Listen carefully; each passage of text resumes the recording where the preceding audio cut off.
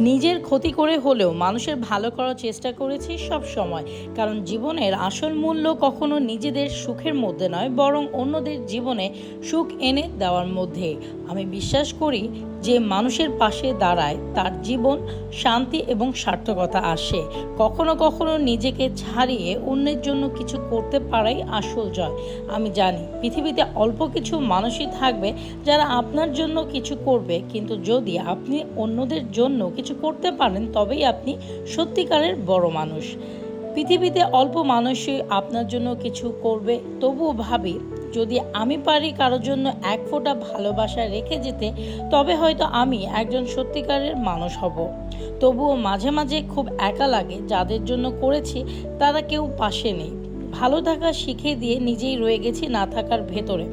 জানি না এটাই কি ভালোবাসা, নাকি নিঃস্ব হওয়ার আরেক নাম।